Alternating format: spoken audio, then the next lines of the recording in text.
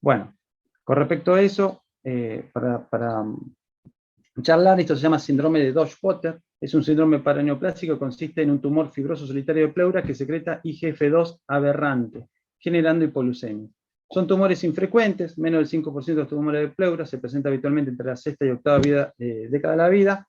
Son de carácter benigno, de crecimiento lento, y los síntomas suelen ser tos, disnea, dolor torácico, pérdida de peso, pero como es de crecimiento lento, habitualmente es muy, muy paulatino. Esto es más o menos la explicación de por qué estos tumores provocan el efecto, ¿no?, de la hipoglucemia. En este caso se produce una IGF-2 en cantidades. Este sería el ejemplo de lo que pasa normalmente. Nosotros tenemos una IGF-2 que normalmente se une formando una estructura binaria con una proteína ligadora tipo 3 que tiene un peso de 50 kilodalton. Y cuando se une con la subunidad ácido lábil de 85 kilodalton, forma una estructura ternaria de 150 kilodalton. Esta estructura es la que está circulando en la sangre y no puede atravesar el endotelio. En cambio, la estructura binaria de 50 kilodalton puede atravesar y realizar el efecto símil insulina. En un paciente, en una persona normal, abunda entonces la forma terciaria y eso es lo que limita su acción. En estos tumores, la gran producción de IGF-2 lleva a un desbalance en donde se rompe ese equilibrio. La estructura ternaria de alto peso molecular se encuentra en menos de 20%, y el 80% se encuentra en esas estructuras binarias, lo que atraviesa el endotelio y provoca el efecto de hipoglucemia. Aumenta la captación de glucosa en el músculo y tejido adiposo, disminuye la producción hepática de glucosa, disminuye la lipólisis, y también, recordemos que son tumores grandes y el tumor consume glucosa, o sea que hay un mayor gasto, una menor producción y además el tumor consume glucosa. Todo eso lleva a la hipoglucemia.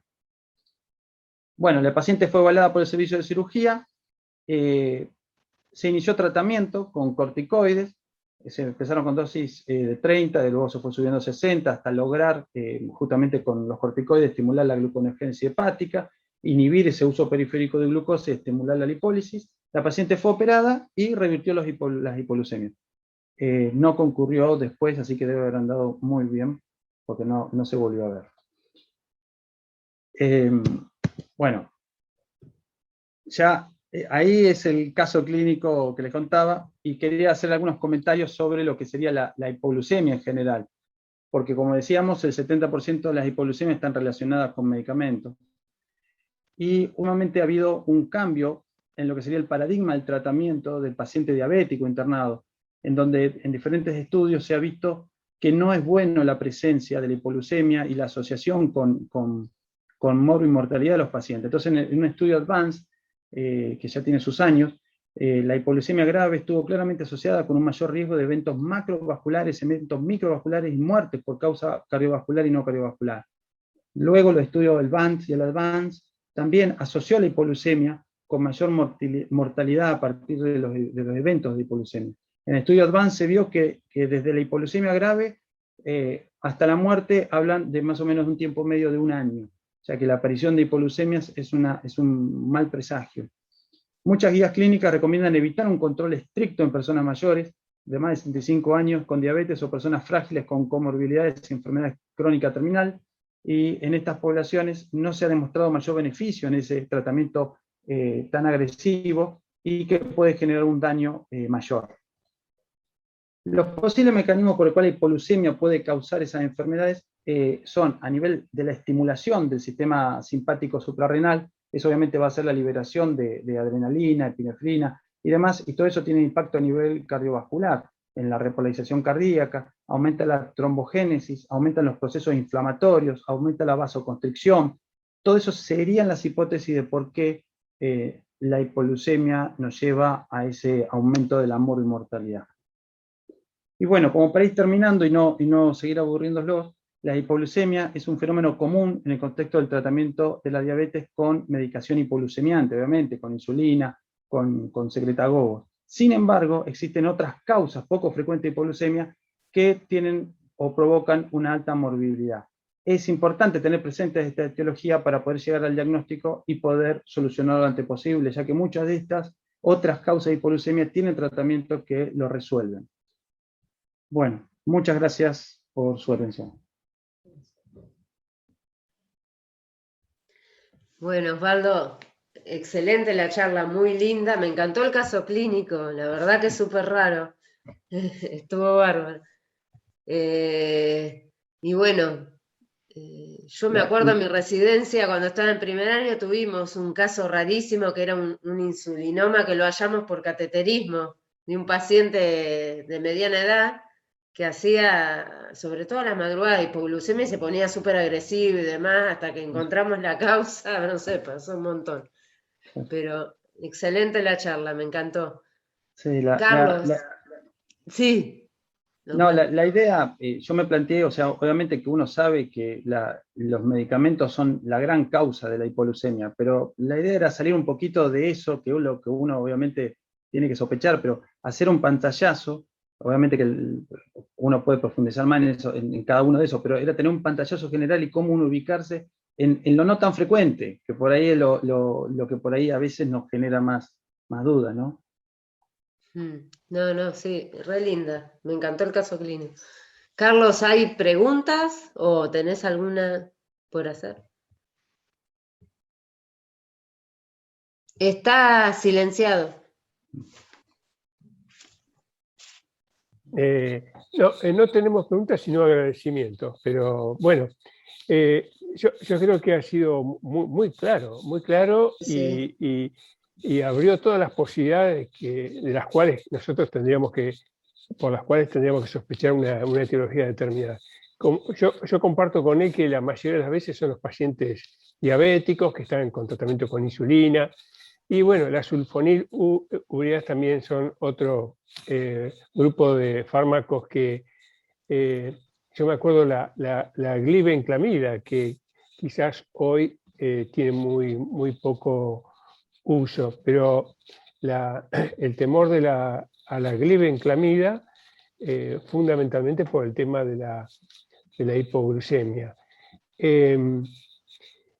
Me pareció muy bueno, Osvaldo, lo que comentabas de que los pacientes diabéticos que tienen hipoglucemias reiteradas, llega un momento que no pueden censar la clínica de esta hipoglucemia. Y realmente eso los convierte realmente en un peligro para su salud tremendo, ¿no?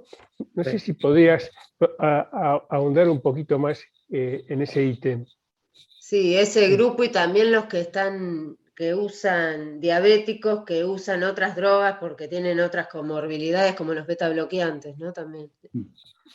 Sí, hoy por suerte tenemos métodos de monitoreo, por ejemplo el sistema Flash, que son monitoreos continuos de glucosa que cada vez son más accesibles, y eso nos permite poder tener un monitoreo continuo de lo que va pasando con la glucosa en diferentes momentos del día, y podemos detectar esas hipoglucemias, porque ¿qué es lo que pasa? Son hipoglucemias que el paciente no detecta y obviamente después viene de rebote una hiperglucemia. Entonces a veces el paciente con esas mediciones que a veces hace, depende la cantidad de tiras que tiene, las tiras reactivas tradicionales, que hace 1, 2, 3, 4, por ahí no tenemos la suerte de enganchar una hipoglucemia, e inclusive encontramos valores altos y cometemos el error de intensificar el tratamiento aún más y agudizamos más la hipoglucemia y entramos en un camino sin salida. Los monitoreos nuevos de estos sistemas Flash, que el paciente, no sé si los han visto ustedes, que son los parches que se colocan en el brazo, que los lleva durante 14 días, que vuelvo a decir, los costos son muy parecidos a lo que son las tiras, permiten que el paciente tenga un control continuo de glucosa, y uno se sorprende en encontrar esas hipoglucemias donde el paciente no presentó síntomas.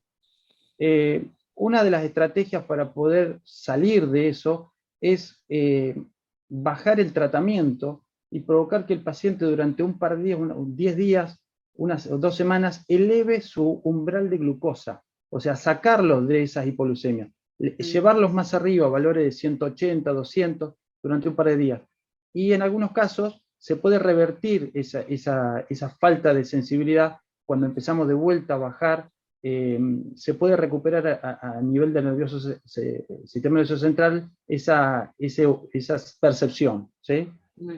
Pero es realmente difícil cuando aparecen las hipoglucemias no detectadas. Estamos habitualmente ante un paciente que va a tener complicaciones. Sí, ustedes como servicio nos han enseñado muchas veces que hemos tenido pacientes con esas hiperglucemias matutinas que nos han indicado ustedes hacer controles a la madrugada y ahí, porque es el efecto ese somoshi que hablas, claro. Ahí detectamos la hipoglucemia y se modificaba con una colación a la noche, a la madrugada. Sí. ¿Qué son sensores? Eso no los conocía, los parches, la verdad. Sí, son parches. Ahora el que está disponible es del laboratorio Abbott. Es el Freestyle Libre. Es un parche que es muy fácil de colocar y queda durante 14 días. Y eso va sensando continuamente. Vos tenés después, el sensor está en el parche. Y vos después tenés el medidor de glucosa tradicional, sería el lector.